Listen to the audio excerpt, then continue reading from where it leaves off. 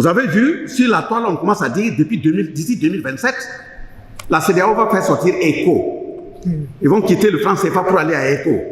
Je pense que nous devrions rester tranquilles et sereins. Parce que les 3 chefs d'État sont dans leur laboratoire, ils vont sortir en temps opportun avec des décisions fortes. Nous le disons parce que j'ai pris part au sommet de l'UEMOA en Côte d'Ivoire. Et dans une salle, j'étais avec le même. Moi, je vais lui parler en tant que petit frère et lui grand frère. Parce qu'en Afrique, si tu veux dire la vérité à quelqu'un qui est en face, qui est plus âgé que toi, mets tes fils de côté, appelle le grand frère. Il y avait donc le grand frère, actuelle excellence, Alassane Ouattara. Africa unite. Honneur! Gloire, honneur, dignité, pouvoir, Victoire! Vive l'Afrique unie et prospère. Vive la révolution!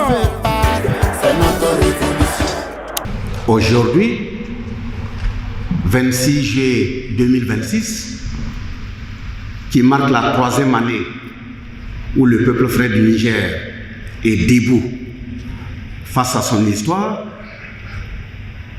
face à ses responsabilités, face à ses devoirs. Et quand nous entendons quelqu'un qui dit « ça fait 3 ans », quel bilan nous pouvons faire? Le premier bilan que nous pouvons faire, c'est de dire merci à Dieu, à nos ancêtres, nos 3 chefs d'État dont les têtes ont été mises à prix dans des salons habités par des vampires à travers le monde, ils sont en vie. C'est déjà la première victoire. La deuxième victoire, vous avez su le dire, je félicite les frères panélistes qui m'ont devancé, ceux qui n'aiment pas la souveraineté. Je ne parle pas de ceux qui sont de peau blanche. Il y a même parmi nous des frères qui ont le cerveau peint en blanc. Ils sont de teint noir, mais le cerveau est en blanc. Ils ont prédit que le Niger n'allait pas tenir plus de 2 semaines. Aujourd'hui, le Niger tient. C'est aussi une grande victoire. 3e victoire, le Mali et le Burkina ont signé un communiqué à l'endroit du monde entier en disant que quiconque allait s'en prendre au Niger, qu'il considère qu'il a fait une déclaration de guerre au Burkina et au Mali. Aujourd'hui, si nous n'avons pas une guerre, j'allais dire envoyée par ces forces, qui ont crié à travers certains présidents en disant qu'ils allaient déployer leurs forces en attente. Au niveau de l'AES, nous n'avons pas de forces en attente. Nous avons des forces en action. Et ces forces en action, au-delà de la force unifiée, justement, il faut aller rendre concret les mots. On a dit, quand on dit force en action, je pense qu'il y a, c'est précisément le 20, j'étais à Bobo, quand notre frère ministre du commerce m'a contacté et il a dit que son frère du Niger a besoin de moi pour prendre part à un panel et que son excellence, le général d'armée Tiani, président de la République du Niger, a donné son accord. Je lui ai dit que, sauf décision contraire de son frère et camarade capitaine Ibrahim Traoré, même si c'est à 2 h du matin et à vélo, moi je vais me rendre au Niger. C'est une façon de montrer au monde entier que nous vivons au-delà des frontières. On n'a pas de frontières. Dès lors qu'on dit l'espace confédéral, c'est un espace, un peuple, un destin. Dès lors que quelque chose se passe à Niamey, considérez que la même chose est vécue à Ouagadougou et à Bamako. C'est comme ça que nous devons agir. Et de ce point de vue, la question de la souveraineté, le combat pour la souveraineté, doit-il être un choix? Si un Nigérien, un Burkinabé, un Malien venait à dire que se battre pour garder son âme, son identité, c'est un choix, c'est que tu n'es pas en vie. Parce que j'ai dit, il y a 2 façons de mourir. La simple et peut-être la façon la plus souhaitable, c'est d'être enterré sous terre. Mais quand un être humain vit, il se déplace, il mange, il boit, et il n'est pas capable de défendre son identité, son âme, il n'est plus un être humain, il n'est pas en vie. Parce que ce qui caractérise l'être humain, c'est la possession de votre identité, c'est la possession de votre âme. Justement, ceux qui ont intérêt à ce que nous ne soyons pas souverains, ils agissent d'abord sur ce tableau fondamental, qui est de faire en sorte que nous ne soyons pas nous-mêmes. C'est l'arme la plus fatale et la plus destructrice, en faisant en sorte que des Africains vivent sans leur âme. Justement, son Excellence, à travers la télé hier, il a pris des exemples. Quand quelqu'un se dit africain et qui n'est pas capable d'incarner les valeurs africaines définies dans la charte de Kurukanfuga de 1236 et qui ne répond que par d'autres injonctions venant d'ailleurs, par des simples filets qu'on tire, j'avoue que même je me pose la question si la terre va accepter de recevoir le jour de ta mort. Parce que tu incarnes tout sauf les valeurs de tes parents. Je le dis parce que, vous voyez, c'est à tous les niveaux. Ça veut dire la responsabilité de tout un chacun de nous, ici, à engager.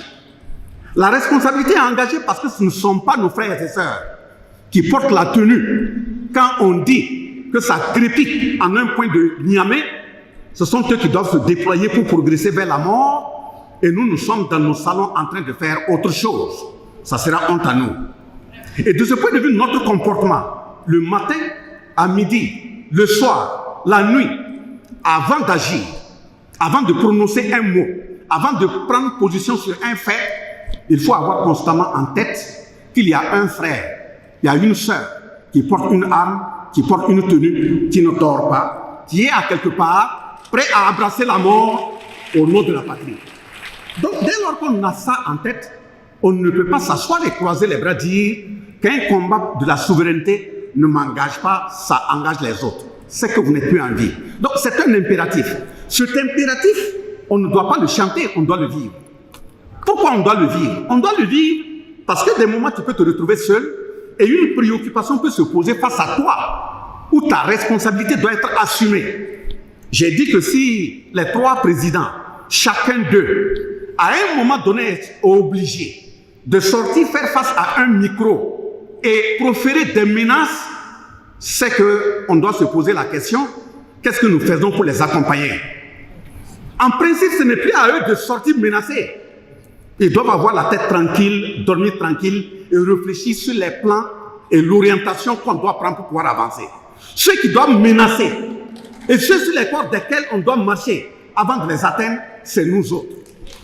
Voilà pourquoi nous avons dit, un jour, un partenaire, pour parler du plan diplomatique, quand nous disons nous voulons notre souveraineté diplomatique, un partenaire a demandé une audience. Il est venu me voir. Il rentre au bureau, en principe, une visite, demande d'audience, de courtoisie, 10 minutes, 15 minutes, ça suffit. Mais il est venu parce qu'il estime avoir la peau blanche, et étant donné qu'il est un ambassadeur d'un pays dit puissant, entre griffes, dans le temps, il croit que Bassolma Bazier, c'est un de leurs sous-préfets locaux qu'il faut venir menacer dans son bureau. Si vous venez me dire que nous, on a écrit, par exemple, le livret de la révolution, le manifeste de la révolution au Burkina, et tu dis que tes dirigeants dans ton pays t'ont dit telle partie et telle partie et telle partie de ce manifeste-là, vous, ça ne vous convient pas. Je dis en bon, ah, merci de m'informer.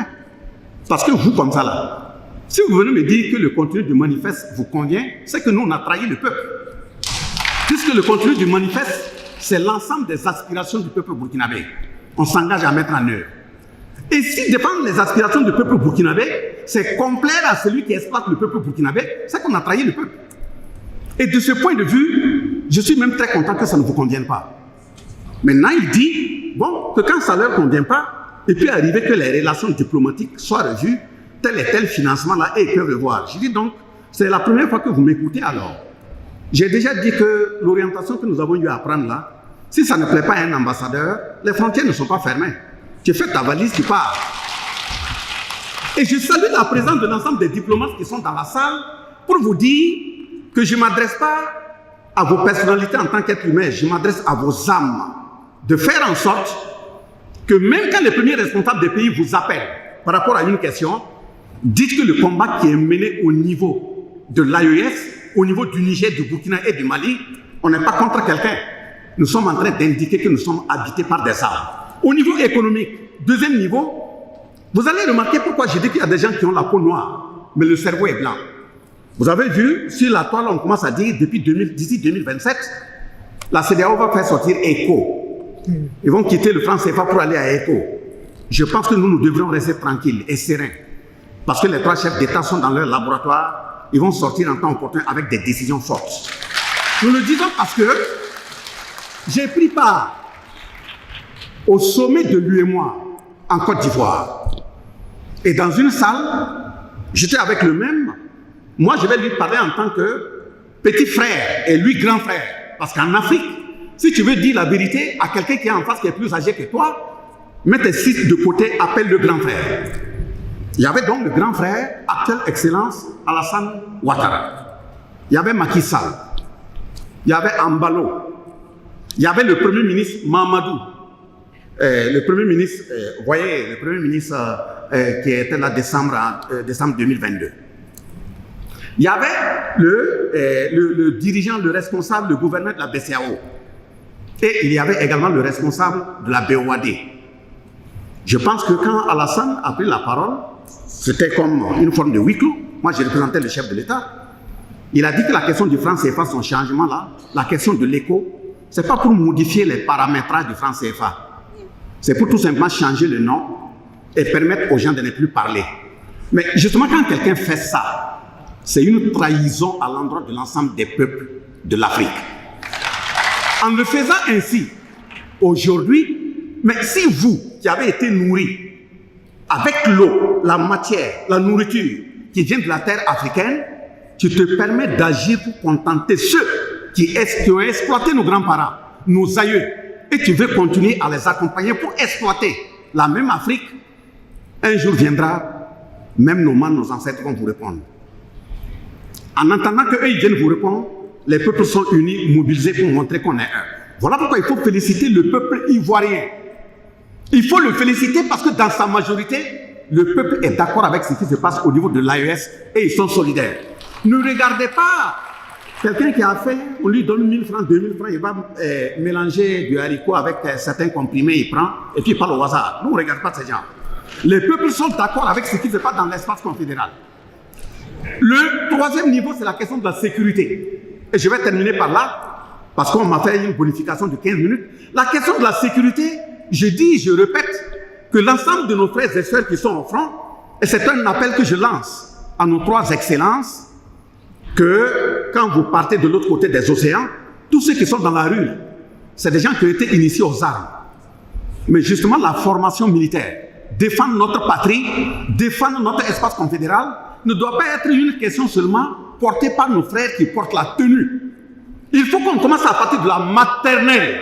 Dès lors que l'enfant commence à mettre pied à l'école, qu'on lui dresse le drapeau, on lui indique que représente le drapeau nigérien, quelles sont les valeurs à défendre. Je le dis parce que vous voyez des frères qui quittent le Niger, qui vont aux États-Unis, qui vont en France, qui vont en Espagne, qui vont en Allemagne. Quand l'enfant naît là-bas, il prend la nationalité de ce pays. Quand il va à l'école, ce qu'on lui indique, c'est comment défendre les valeurs du pays dont il porte la nationalité.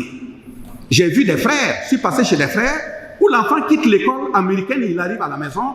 Son papa veut lui parler de l'Afrique. Il dit, lui, il n'est pas un Africain, il est un Américain. Ça existe.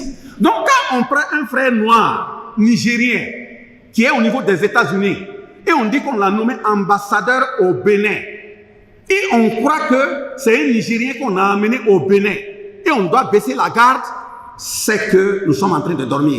Il faut se réveiller. Si on l'a envoyé, c'est pour venir défendre des valeurs. Ce n'est pas nous qui l'est venu défendre. Et donc, de ce point de vue, la sécurité doit commencer depuis la maternelle. Et justement, c'est un appel que je lance pour terminer. À l'endroit de nos trois chefs d'État, les peuples sont solidaires derrière eux. Nous devrions faire en sorte à renforcer cette solidarité pour qu'eux puissent véritablement avoir la tête libre et claire pour dessiner vers là où nous partons. Maintenant, nous qui sommes appelés à leur côté pour les accompagner, nommés aux différentes articulations de l'État pour les accompagner, nous devrions prendre l'engagement de notre terre, de nos ancêtres, d'être dignes, d'être loyal, d'être correct, d'être honnête, d'être patriote autour d'eux. Il ne faudrait pas qu'ils nous envoient en mission Et dès lors, là où ils ne sont pas là, au lieu de regarder la mission dans laquelle ils nous ont envoyés, nous sommes là avec des calculettes, avec des gens qu'on ne connaît pas pour faire autre chose. L'ensemble de nos frères et sœurs qui ont fait de la politique leur grenier, matin, midi, soir, ils mangent politique, il faut qu'ils arrêtent de chuchoter dans les oreilles de nos forces de défense et de sécurité. Et au niveau de nos forces de défense et de sécurité également, il faut identifier les individus qui n'ont plus d'âme, qui viennent chuchoter des choses malsaines dans les oreilles et vous envoyer dans le décor. Dès lors qu'on est sur la voie, même si on tombe les armes à la main, sachez que l'histoire retiendra que nous avons assumé nos responsabilités. Donc je termine par là, c'est honte à celui qui croit que la défense de la souveraineté doit être un choix et on doit lui donner la liberté de choisir. Honneur, dignité et victoire à tout fils africain qui a été bien éduqué et qui a compris que son grand-père est tombé au nom de la souveraineté, son père est tombé au nom de la souveraineté, malheur à celui qui fait moins que son père. Donc nous sommes debout pour notre souveraineté et nous restons pour vous. Merci bien.